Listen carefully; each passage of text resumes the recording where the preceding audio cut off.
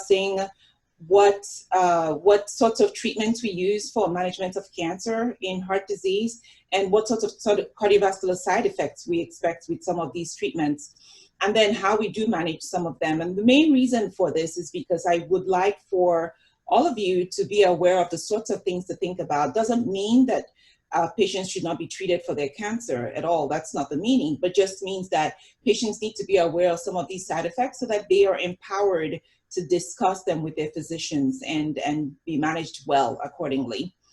All right, so I'm going to share my screen here.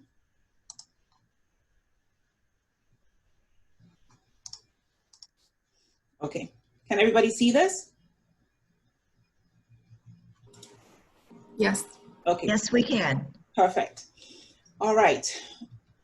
So we will start off by talking about heart disease in cancer within the United States. So in the United States, going back to the 1950s, heart disease was the #1 cause of death, going down to, up to 1960s and 1970s, when Framingham Heart Study started, and we started to gather more information about heart disease risk factors. Heart disease was way up there as the #1 killer in the United States at the time. Before that was infectious disease, in the 1920s and 1930s. But by the 1960s, 1970s, it had become heart disease.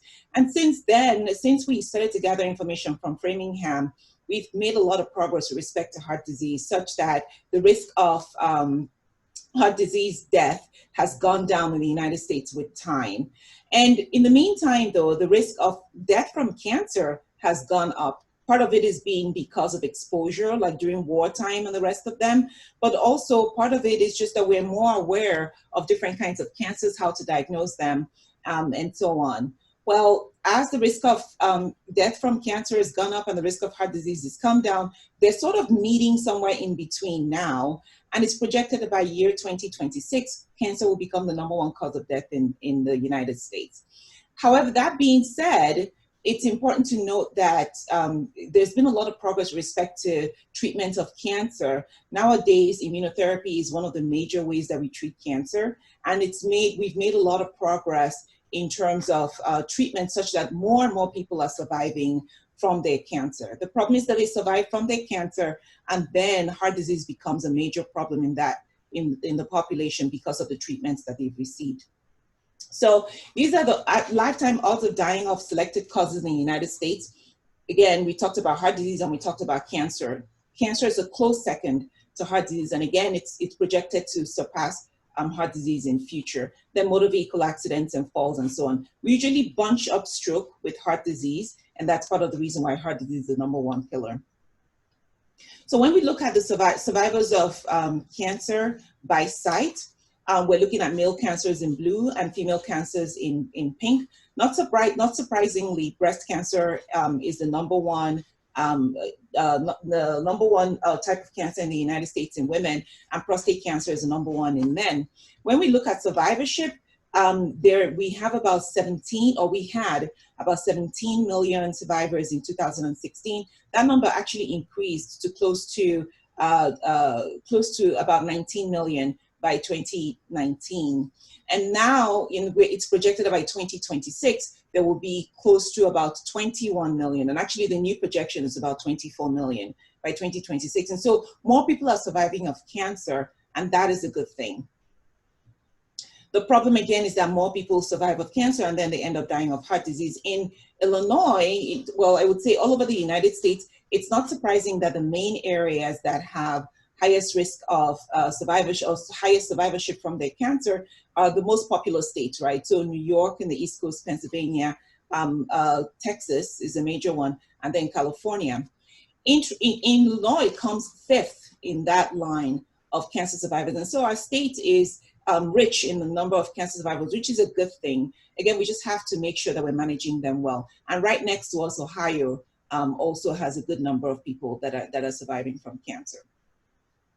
So what are the facts? We know that more than 50% or more than half of all patients that are exposed to chemotherapy will show some sort of heart dysfunction or heart disease 10 to 20 years after they've received treatment. 5% of them will develop heart failure. 40% of them will develop heart rhythm problems. And there's an 8-fold higher risk of death from heart disease and heart disease related types of causes in the general in cancer patients compared with the general population.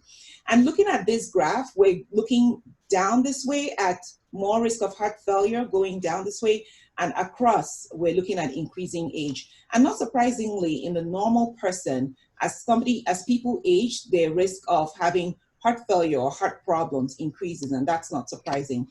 That's shown in the red line, in the blue line. And then you look at the orange line here, when patients have cardiac risk factors, they have higher risk of developing heart issues as they age, and that's not surprising. But look at the cancer survivor in black here. Their risk is even more than the person that has cardiac risk factors that never had cancer. And so this is something that we definitely need to think about. And when we look at the risk of cardiac and cardiovascular diseases, over time, you can see we're looking at people expected amount of cardiovascular diseases as people age, and that's here in the gold line. And in the blue line, we see what we actually observe, and we can see that amongst cancer survivors, that risk of heart disease is very high. Both cardiovascular disease, and that would include heart disease, hypertension, and stroke, and just heart disease by itself, that risk is very high as they get older.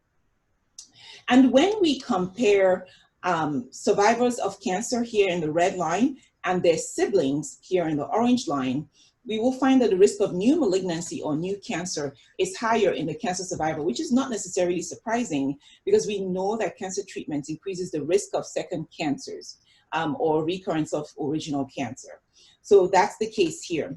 Then when we look at other organs, we see that the person the cancer survivor has higher risk of hearing problems, higher risk of kidney problems or renal problems, higher risk of respiratory problems, and higher risk of visual problems.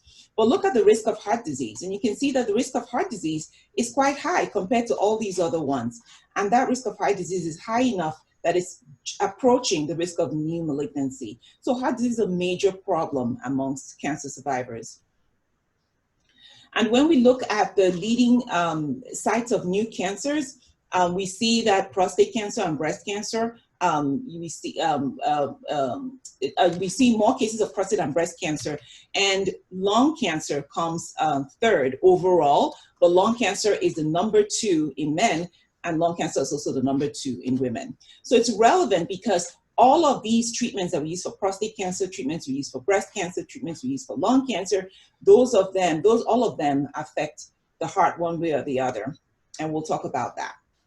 So this schematic drawing here is just talking about heart disease risk factors and cancer risk factors and how those merge in between to affect the cancer patient and cancer survivor.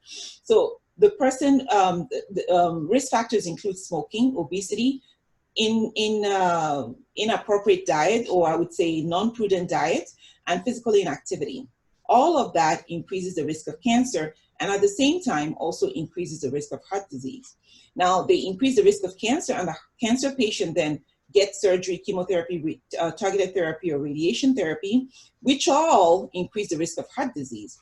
At the same time, this patient has then developed heart disease as a result of all these risk factors. And when you combine that with cancer treatment, you get somebody who has high immediate risk and high long-term risk of dying from their cancer. At the same time, it's important to remember that if that cancer patient ends up developing heart disease as a result of these risk factors, the physicians are less likely to offer them life-saving therapy because they're worried that the therapy may end up killing them because of the heart disease that they have. So this then limits the cancer treatment that they're receiving. So this is a very important factor to remember.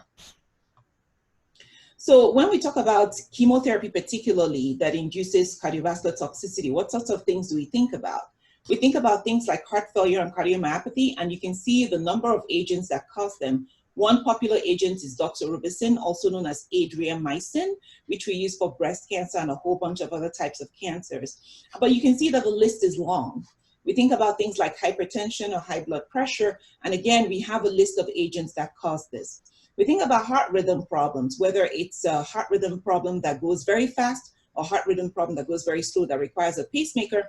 And again, we can see that there are different agents that cause this. And then also heart artery blockage or ischemia, which can lead to heart attacks. There are different agents that cause this. So this is just a short list, in all honesty, because there's a longer list than this. So we can talk briefly about Adriamycin or doxorubicin that's used to treat different kinds of cancers. We use them for leukemias, for lymphoma, for breast cancer, for sarcomas, and we use them for a whole bunch of other cancers, as you can see here. So Adriamycin inserts itself as a drug into the heart cell. The heart, unfortunately, does not have a way of protecting itself from this agent that inserts itself into the heart cell. And because of this, Adriamycin has free way to just go ahead and damage the heart as much as it wants.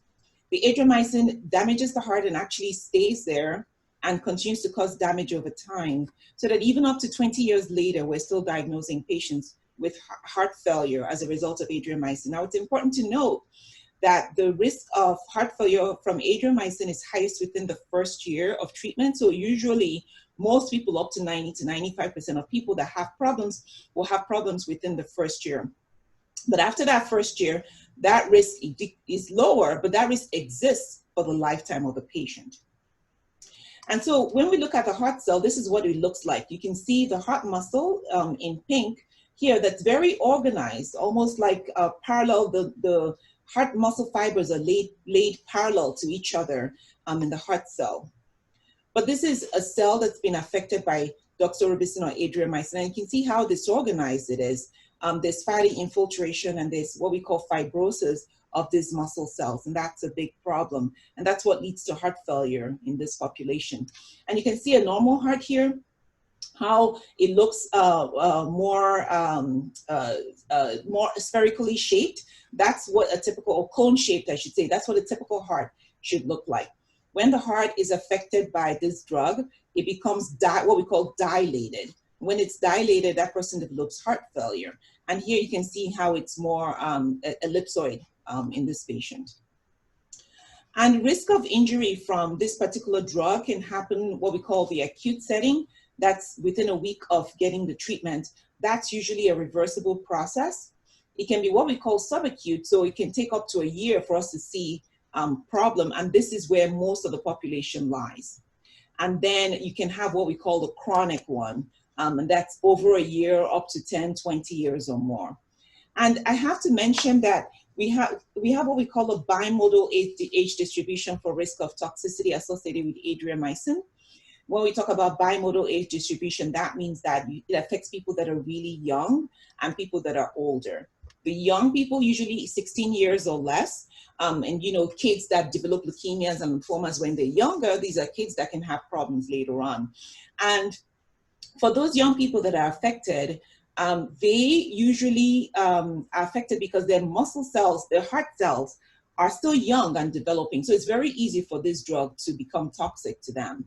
And older people, for obvious reasons, they're older, they have heart disease risk factors, their heart is no longer as healthy and robust as it was when they were younger. So it's very easy for this drug to affect older people, usually age greater than 65.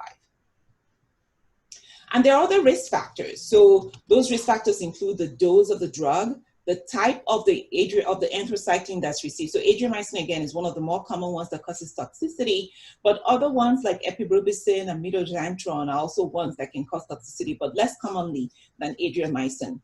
The type of, radiation, if they've received radiation along with treatment, or other types of chemotherapies that can affect the heart along with treatment, that increases the risk. We talked about the age and sex. Actually, females are more likely to have problems than men. Men still have problems, and women are more likely to have problems than men. And I'm just going to touch briefly on this cumulative dose. So basically, we say the cumulative dose affects the patient. When we say cumulative, that means a lifetime risk. So if somebody, for example, has toxicity at a younger age, has a treatment for cancer at a younger age, let's say when they were younger, say age 25, they had breast cancer and they received treatment for breast cancer with Adriamycin or doxorubicin. And then they get older, say they're now age 40, and they develop lymphoma as a result. And then they get doxorubicin as a result of the lymphoma they have.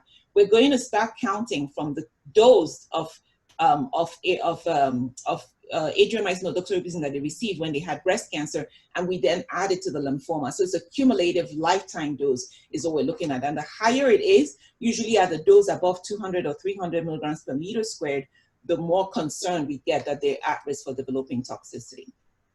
And again, showing that women are more likely to develop toxicity than men. So the open circles represent women, close pink circles represent men. And you can see as the dose increases, the risk increases, but that risk is higher in women compared to men.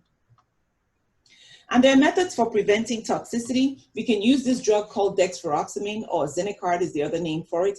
We can try as much as possible to limit the cumulative dose in these patients. So for example, I gave the scenario of somebody who had one type of cancer initially and got treatment with doxorubicin initially, and then later on they're getting treatment again. We usually would try our best to limit the dose if it's possible a second time. We definitely would want to use this agent that second time so that they don't develop a toxicity. We try to give the drug slowly this time, over days, rather than one bolus shot at one time like we usually would do. We could use other drugs rather than Adriamycin if it's possible, but that's not always possible. And we also try to use cardiac drugs sometimes, like ACE inhibitors and beta blockers, which usually use to treat heart failure. They do work reasonably well to help prevent toxicity in these patients. It's not 100% slam dunk, but they do work.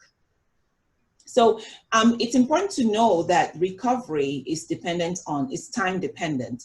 So this study particularly shows that if, for example, somebody develops toxicity, heart failure from this treatment, and we find out early that they develop heart failure, usually within the first couple of months, we can recover up, we have a 64% chance, so 2 in 3 chance of that the heart function will recover if we find out early and we start treating them early. Now, that chance, as you can see, goes down to 28%, which is about a quarter, and then 1 in 10 or so, and then 0. If we discover it 6 months or a year later, chances that we're going to get the heart function to come back to completely normal is basically 0%. So that's a very important takeaway. So finding out early is important in this population. So before I continue, I just wanted to find out if anybody has any questions so far about what we've discussed so far regarding this drug called Adriamycin or doxorubicin, because it's important. It is used in treating a lot of cancers.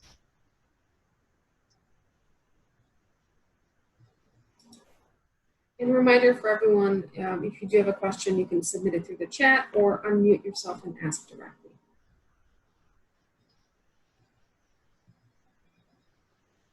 So, well, if you all think about any questions, feel free to type it in, like she said, which I'll just go ahead and continue. So there is Trastuzumab, or the other name for it is Herceptin. This is particularly used for breast cancer, what we call HER2 positive types of breast cancers. It's an antibody. It's not considered a chemotherapy, but it's an antibody that binds to that receptor called the HER2 receptor for the HER2 positive breast cancers and helps treat the cancer that way. The problem is that the heart also has HER2 receptors, so it can bind to the heart and cause toxicity. That toxicity is usually higher in those that have received Adriamycin. So it causes drop in heart function. Like I said, it's not related to the cumulative dose, unlike the Adriamycin or anthracyclines. It's usually reversible. So usually these patients develop heart failure with this particular drug, which, by the way, when they're treating breast cancer with this drug, they usually treat it for about a year for patients that don't have metastatic cancer. For those that have metastatic cancer, they can use it to treat the patient as long as they're responding for many years on end. And so that's important to note. So monitoring is important in this population, especially if they've received Adriamycin before. The good news about this particular drug is that if they do develop toxicity or they develop heart failure from using this drug, oftentimes when we stop the drug for about a month or so, their heart function recovers, and then we can re-challenge them with the same drug and continue to give it to them. And most of the time they do well the second time around. This is not always the case, but this is mostly the case. So just like the other, when I talked about the Adriamycin, this is, you know, a normal heart, and this is the failing heart that develops because the Herceptin or Trastuzumab is added to the anthracycline or the Adriamycin. And this slide just shows that risk that goes up with time, and that risk is highest when you combine the anthracycline and the Trastuzumab together.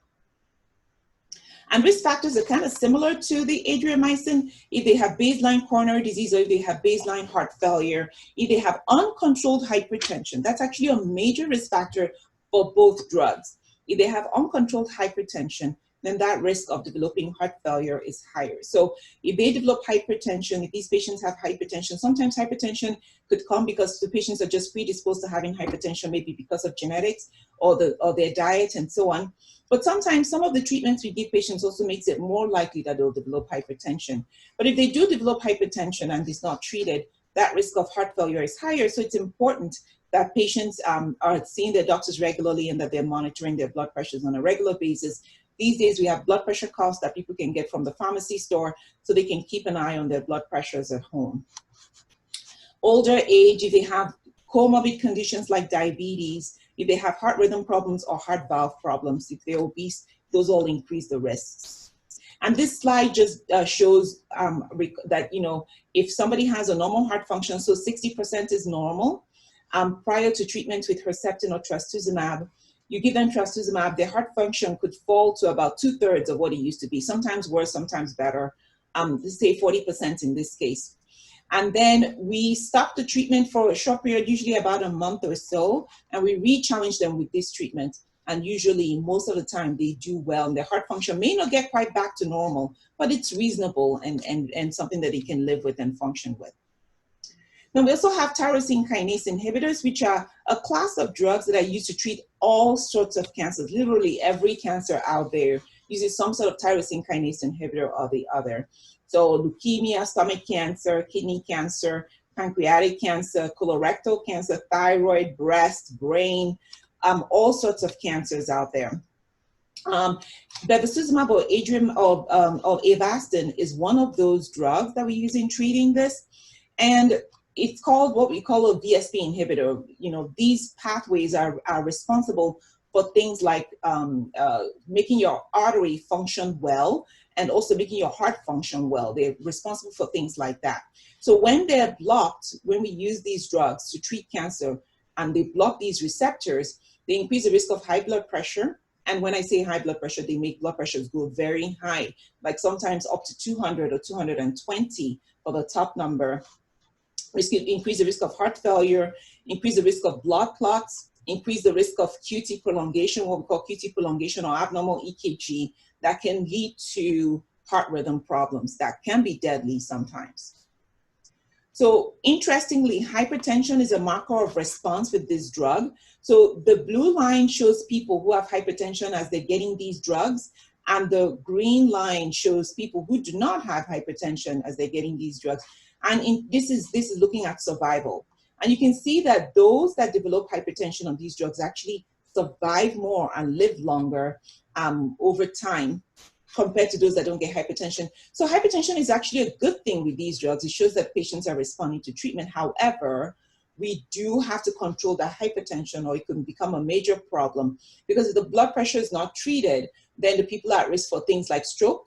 More importantly, they're at risk for their treatments being discontinued because the blood pressure is very high. We can't treat them with the drugs because it will just go higher and cause a stroke. So their treatments could be discontinued and their disease could progress while they're waiting for the blood pressures to be treated. This means it's important for the blood pressures, for people on these types of drugs to have their blood pressures monitored often, especially early in treatment. Most people that develop high blood pressure will develop high blood pressure within the first couple of weeks to a month after treatment is begun, usually within the first couple of weeks, most of the time. And so blood pressures need to be monitored aggressively those first few weeks. They can also lead to leaking protein in the urine or urine problems with this drug. And so it's important that the urine is also monitored often. And what we end up doing is we use one particular class of drugs called ACE inhibitors or ARBs. We use them to treat high blood pressure and at the same time help prevent the risk of having protein in the urine with these drugs. And these drugs do work well for both problems. Then we can switch gears to radiation therapy. Radiation therapy can cause all sorts of heart problems. Atherosclerosis or heart artery blockage can be seen in radiation. That's the most common heart problem that's seen in people who receive radiation therapy. And this risk is, again, a lifetime risk that can be seen 10, 20, 30 years later. Unlike Adriamycin, where the risk is highest within the first year, with radiation, the risk is lowest within the first year. The risk of developing heart problems goes up with time for those that have received radiation. So heart artery blockage, number one, you could get heart block, which is a rhythm problem that can lead to people requiring a pacemaker. You can get tight or leaky valves as a result, and that means those patients may end up requiring heart surgery at some point. They can get inflammation around the heart or fluid around the heart, which may require surgery or some sort of procedure to clear that fluid. They can develop racing heart or heart palpitations with fluctuations in blood pressure. That's called autonomic dysfunction, and that could be a major risk in this population as well. And so this is, for example, an artery here that's smooth and nice, that's normal. They end up receiving radiation. They undergo all sorts of inflammation within that heart artery and end up having fatty infiltration, what we call foam cells or inflammatory cells that inflame the walls of the artery and end up causing a blockage. So you can see how smooth the flow is here and how this is now a blockage that could end up leading to heart attacks in these patients. So radiation-induced heart disease is dependent on the dose of radiation. It's more with people that receive left-sided radiation, for example, left-sided breast cancer, lung cancer on the left side, people that have things like lymphoma in the chest, or thymoma in the chest area, or esophageal cancer, that they usually would give radiation to the middle of the chest, which will definitely affect the left side. So that one, it doesn't matter what side they receive radiation on. Heart disease or risk factors can come from radiation. And prior chemotherapy is also another thing that adds to risk of radiation-induced heart disease, particularly heart failure as a result of radiation. And again, can happen up to 20 years or more after treatment. So just like Adriamycin, developing heart problems from radiation is also dependent on the dose of radiation that patients receive. For things like breast cancer, they use lower doses and they try to focus more on the breast rather than the heart. For things like lung cancer, esophageal cancer, and all that, they do get higher doses that can affect the heart. So you can see the heart muscle, not too bad here at a lower dose of radiation, 15 gray, just a touch higher at 20 gray. You can see how disorganized the heart cell is. And radiation can cause heart rhythm problems and what we call autonomic dysfunction. Patients that develop autonomic dysfunction have heart rate or pulse, fluctuations in pulse, fluctuations in blood pressures, which can be pretty debilitating for some of these patients. Or their heart could just race nonstop for a lot of times. So it's important for patients to be aware of this so that they can discuss it with their physicians and see if something can be done about it. So here's an example of a patient with multiple cardiac complications of radiation therapy. In 1984, the patient had Hodgkin's disease with radiation to the mediastinum is the chest and the neck area. They had in 2005, so 20 years later, they developed a heart block and required a permanent pacemaker. 2 years later, they had a fluid around the heart that's called pericardial effusion and ended up requiring drainage of that effusion. A month later, they developed what we call constriction, which is basically the heart being in a straitjacket from all this inflammation, and ended up requiring major surgery to strip that thing like a straitjacket around the heart. And later on, they were diagnosed with a blockage of the heart artery. And sometimes they require stents. So now that I've talked about chemotherapy, some of the chemotherapies, I've talked about radiation, I wondered if somebody had any questions before I move on to endocrine therapy or hormone therapy for breast cancer. There are some questions submitted in the chat. Okay. So one of them is, do you have any data on cardiotoxicity for multiple myeloma drugs, especially So I'm actually going to butcher this pronunciation here. Daratumumab. Yes. So the other name for daratumumab is Darzalex. So multiple myeloma drugs, yes, Darzalex can cause high blood pressure. It can cause high blood pressure that can sometimes be really high, and sometimes a little bit difficult to control. It's not something that happens often, but it can happen. And the only way that somebody would develop cardiotoxicity or heart problems as a result of that would be if the blood pressure is high and uncontrolled.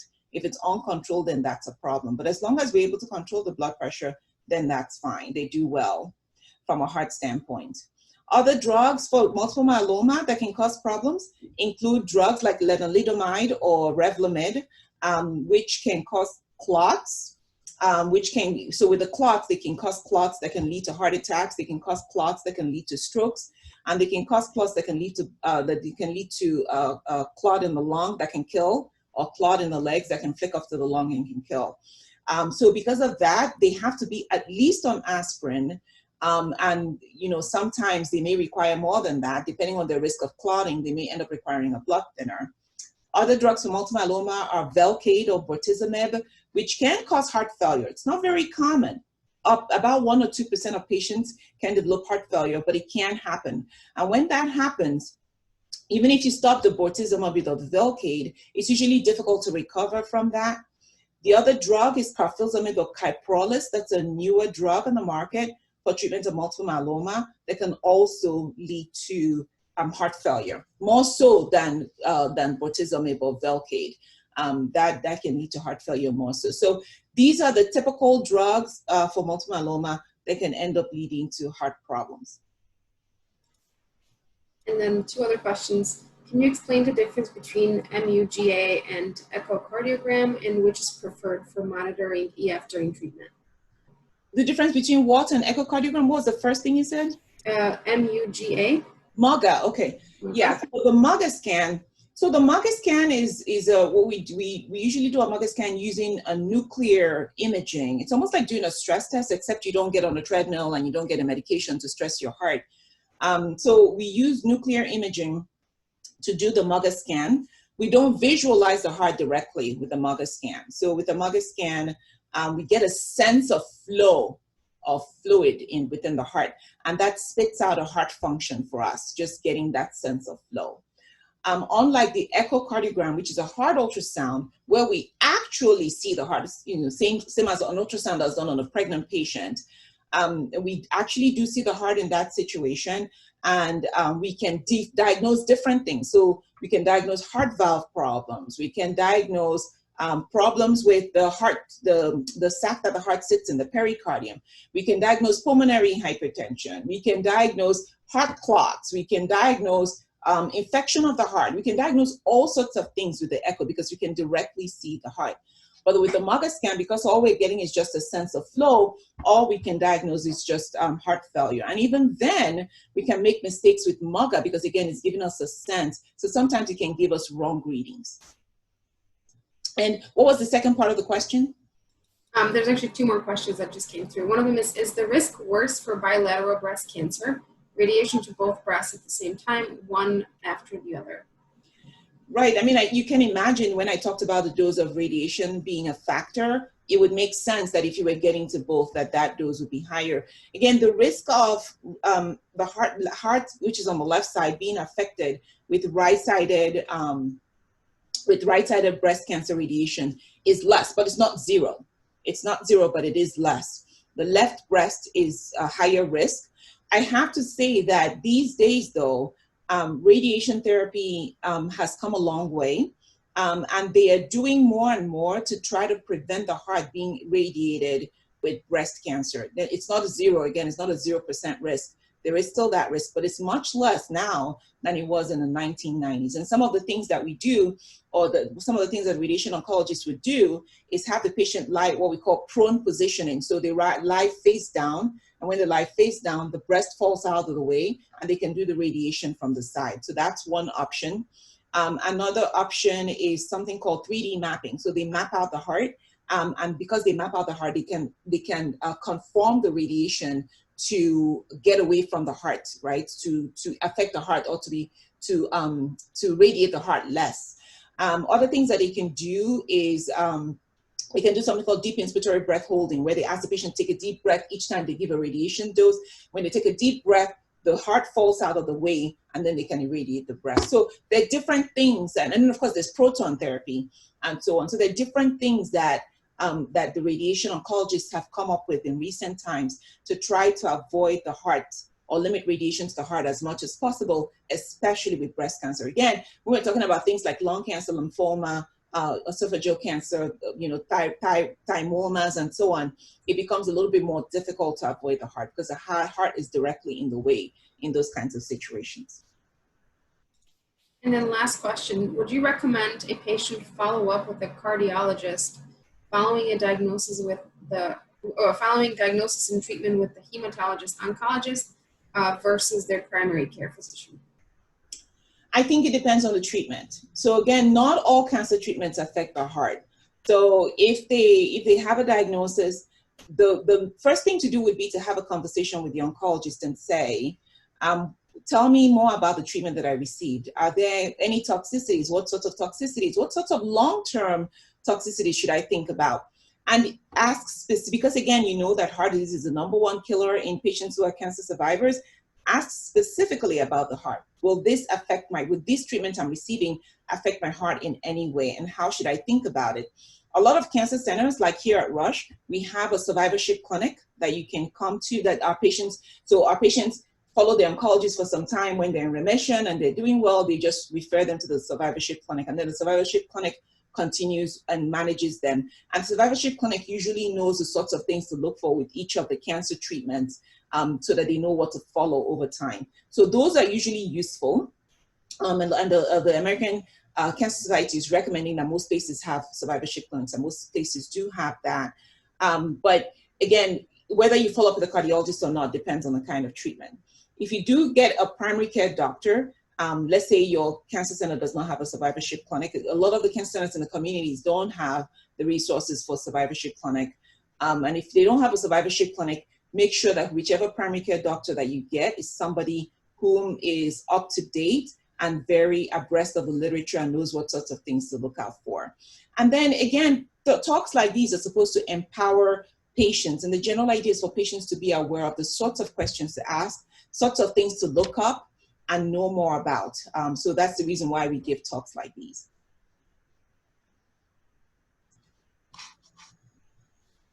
Okay, so I'm going to continue. And again, I'll be happy to answer more questions as we go on. So for breast cancer, we have what we call the SERM, selective estrogen receptor modulators, such as tamoxifen. And then we also have aromatase inhibitors. These are hormone therapy, or what we call endocrine therapy for breast cancer. Aromatase inhibitors like letrozole. Letrozole increases the risk of heart attacks and strokes, and the tamoxifen increases the risk of blood clots in the vein. So it's important to know this, and the oncologists are usually aware of these, so that you know the sorts of things to monitor. We usually have a lower threshold to start these patients on aspirin if the risk of blood clots is higher, and also things like statins and cholesterol medications if the risk of heart attacks and strokes are higher with the letrozole.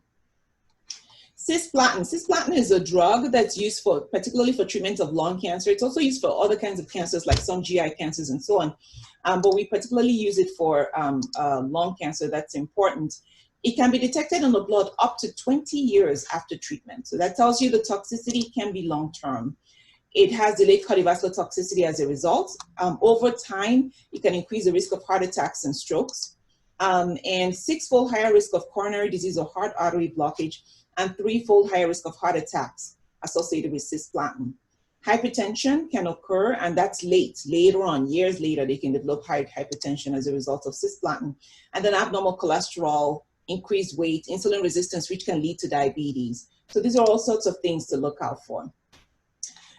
So I also have to mention, and I did not include slides on this, but I have to mention that for those with prostate cancer, the androgen deprivation therapy that we use for prostate cancer also can increase the risk of heart disease, heart attacks, and strokes.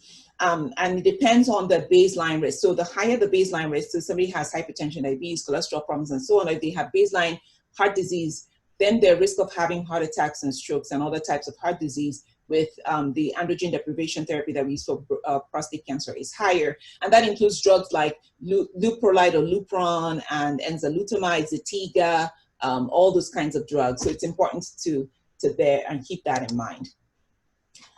Risk factors for heart disease in cancer survivors compared with their siblings. So the cancer survivors are here in the blue lines, and the siblings are here in the orange lines or the gold lines.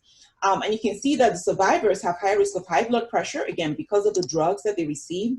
They have high risk of cholesterol problems. They have high risk of diabetes, and that's irrespective of the fact that survivors actually are slimmer. So they're less obese overall, and even then they have higher risk of all of these things. So you can say that it's not really obesity or diet that's the issue, it's really the treatment that they've received that's the problem.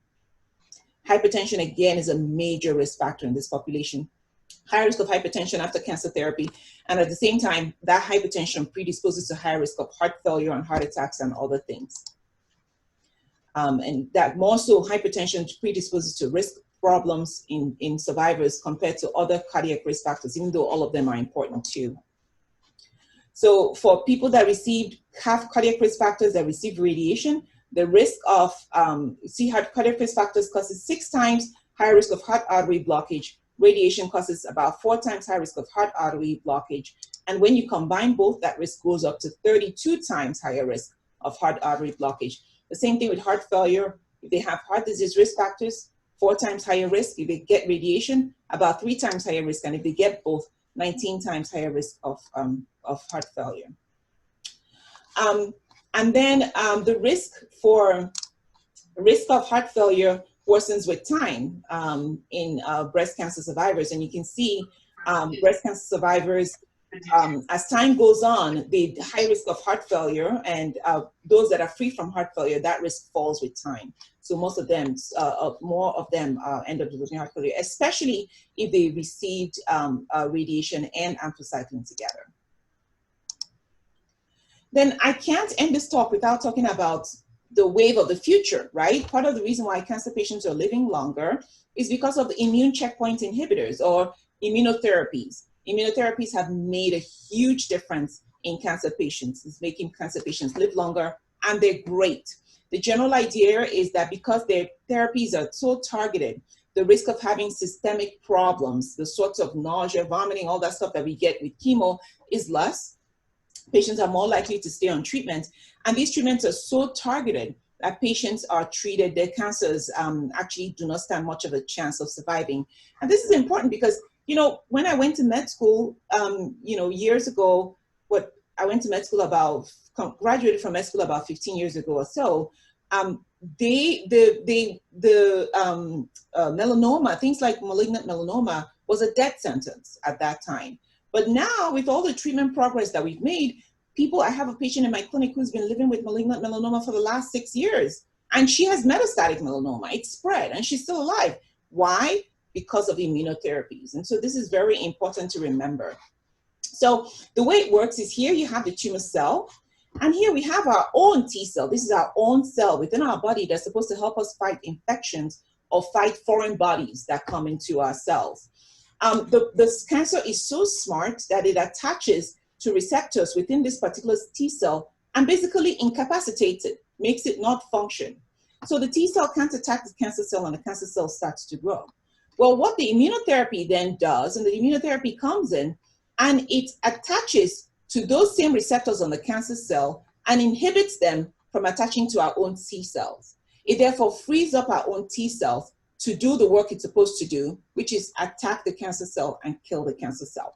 And again, it does a very good job of this. The problem, though, is that the T cell then can attack our own cells. It attacks the cancer cell, but then also starts attacking our own cells because then it has free reign to just attack cells the way it wants to.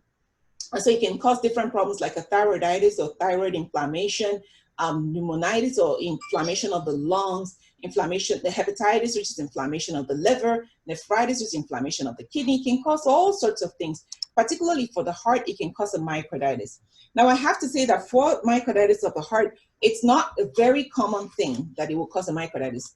Less than 1% of patients who develop a myocarditis. However, it's important to note that with the myocarditis comes about half, 50% risk of death or mortality is 50%. So half of the patients that develop a myocarditis on this drug will end up dying from it. So it's important to diagnose it early and to manage that early so that the patients don't die from it.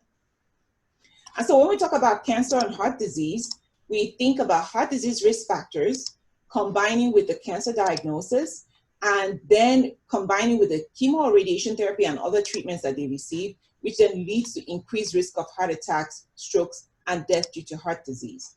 However, some of the risk factors can be modified. We can change our environment to help modify these risks so that they're less. Diet, exercise, reducing stress, not smoking, and so on, living a healthy life overall. Because we do have studies, and we did some of that research here at Rush, that have shown that physical activity of people that exercise have improved survival from their cancer. Clinical trials demonstrate that exercise can improve heart and lung function and reduce the risk of cancer-related fatigue among survivors. Exercise can also improve, we talked about fatigue, anxiety, improves depression, improves self-esteem, and creates overall better, higher happiness and high quality of life in cancer survivors.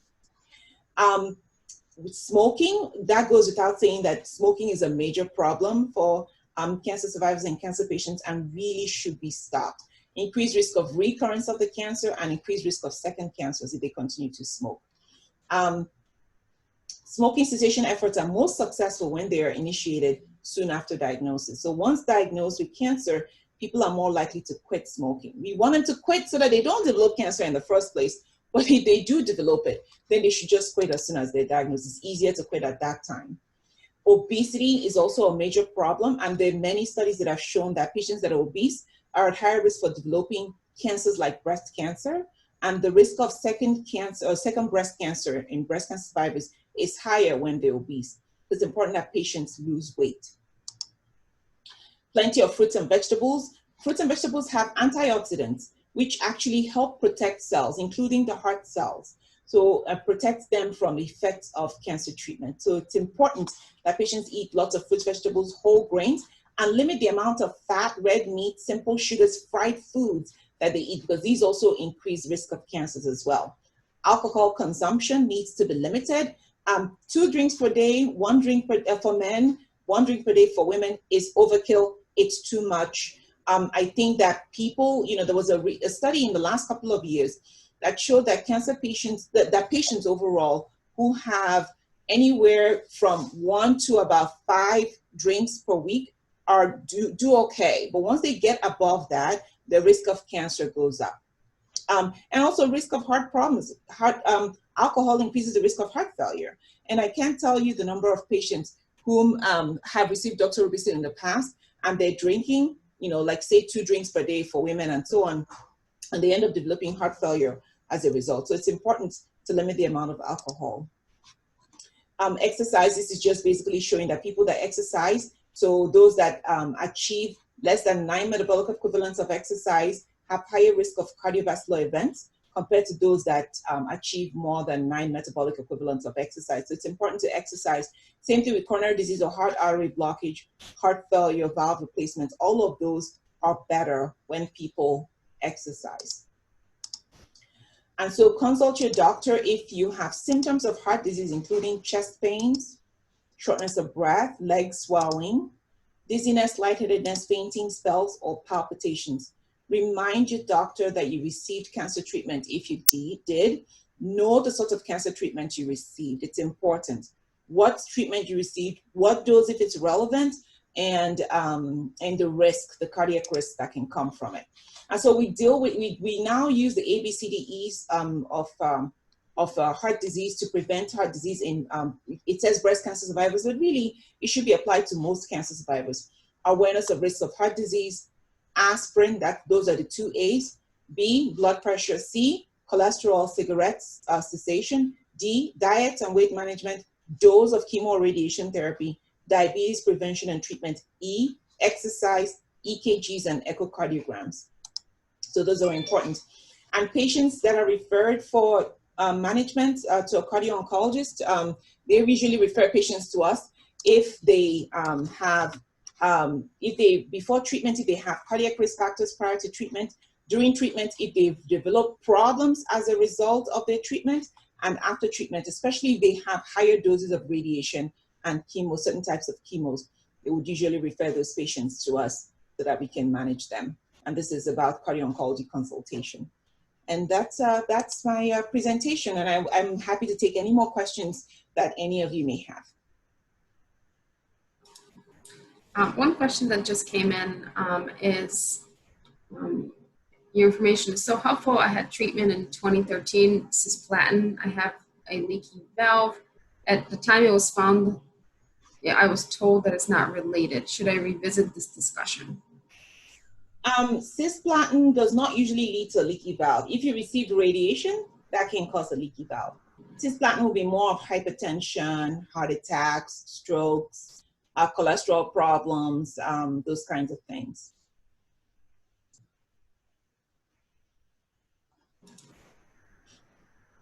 As a reminder, if anyone else has questions, feel free to submit them through the chat and I can read them out loud, or you can also unmute yourself to ask.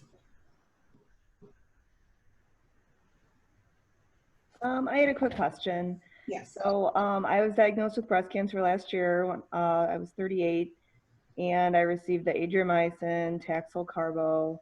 After my mastectomy, they found some HER2 positive cells left over, so now I'm on Herceptin until December. I got radiation on my left side, although they did do the breath holding technique.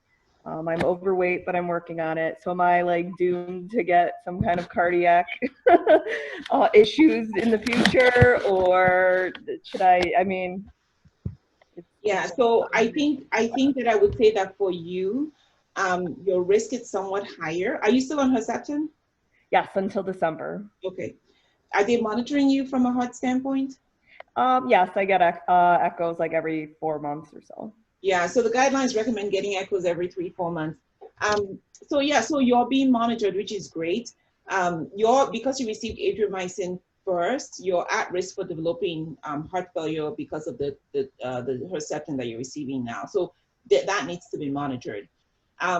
Because you received Adriamycin, Herceptin, and radiation on the left side, the risk of developing some sort of lifetime heart disease is higher.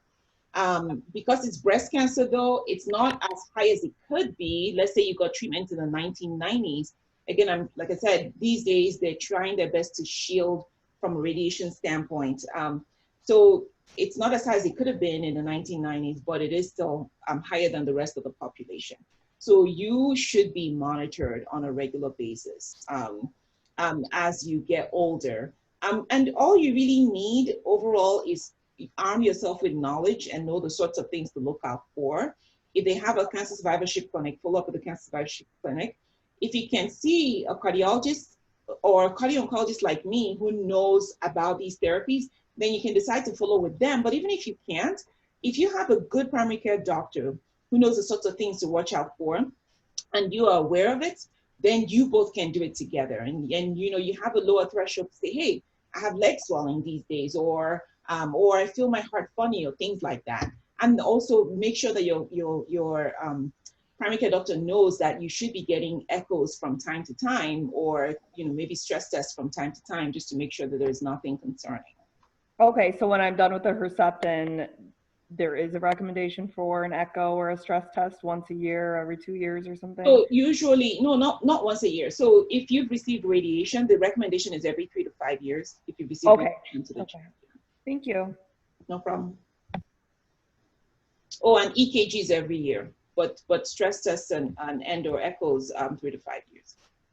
Okay, and I don't think I've had an EKG at all. So is that something they should be doing now, or is that just more for the future? I just wanted to follow up on the question that I asked earlier. So you touched on this in a little bit with the previous caller about following up with the PCP after a diagnosis. So more specifically, I have breast cancer. I'm 38 years old, and I'm currently going through, I just finished the AC regimen, and I'm now on Taxol. So I wanted to know, once I'm all done, and the next step would be surgery and radiation, would you recommend finding a survivorship clinic or following up with PCP or just a cardiologist? Okay, so that kind of ties into what I just told the other person that asked the question, and I'm just going to kind of go back to her because she had a question about EKGs. You should definitely have had a baseline EKG prior to starting treatment, because EKG kind of tells us what sorts of heart conduction system problems you may have. An electrical system gives us a sense of how the electrical system of your heart is functioning. And if you do have heart artery blockage, it can actually show up on EKG sometimes. It's not all the time, but it can show up sometimes. So I think it's important that someone like you would have a baseline EKG. And then EKG and echo at the end of treatment, you're already getting the echoes, echo at the end of treatment. And then, like I said, annually, as you're seeing your primary care doctor or whomever is taking care of you, an annual EKG. EKGs are so cheap and inexpensive.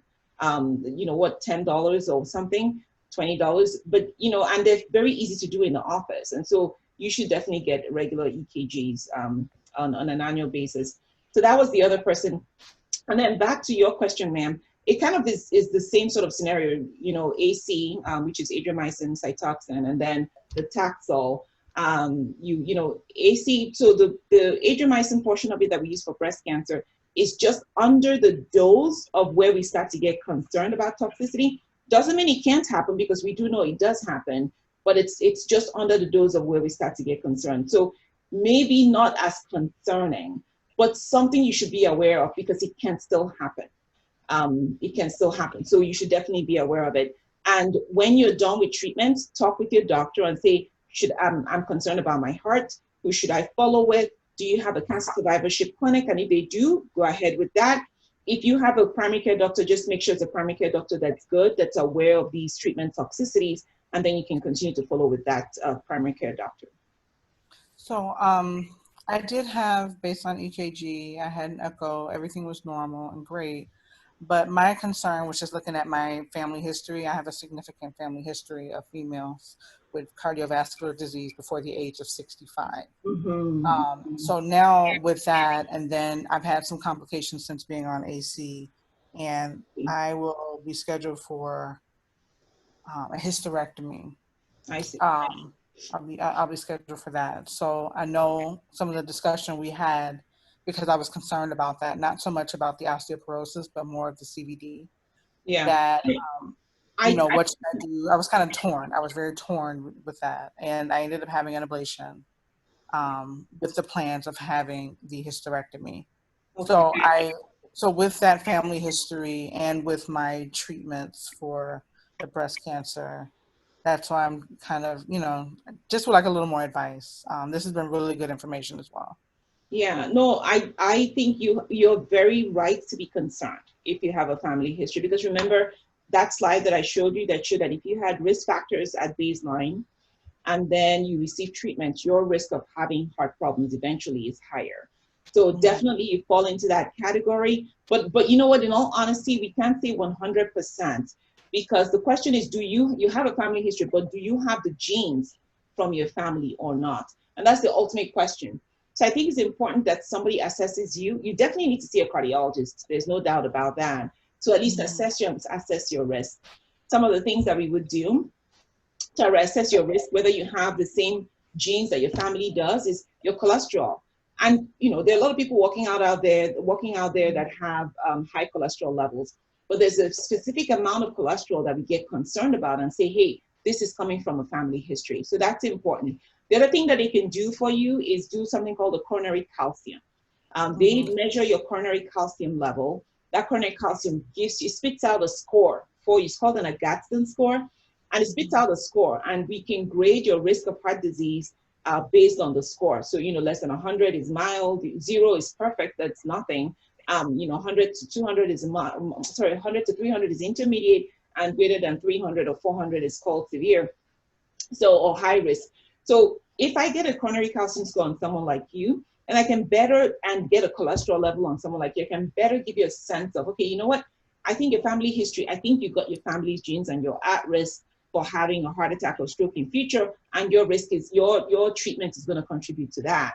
Or you know what, you have 0 calcium and your cholesterol is so good, and so your risk is much lower. And so your risk of having problems with your treatment is just like any other person that received that treatment. So I think you need somebody that can do what we call a risk assessment on you and then give you a general picture of things that will help you think about this in a more focused way. Just for one last thing, you mentioned modifiable risk factors, which I think is excellent, and that was kind of my plan. But, you know, trying to do more exercise. I was very active before my diagnosis, and I had a fairly decent BMI, things like that. But my concern is switching over to more of a plant-based diet and more of the exercise and watching my weight.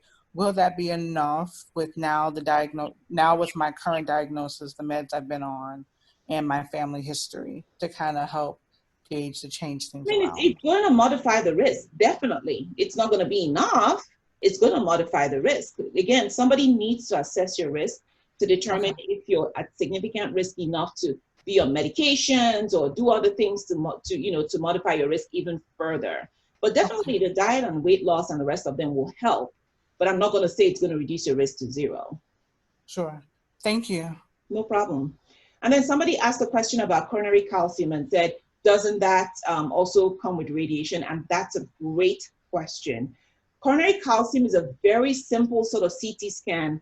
It doesn't involve dye that we give with CTs. It's just a plain chest CT scan, and it's a very fast CT scan. And so radiation dose that comes with coronary calcium is so tiny that we don't really worry about it that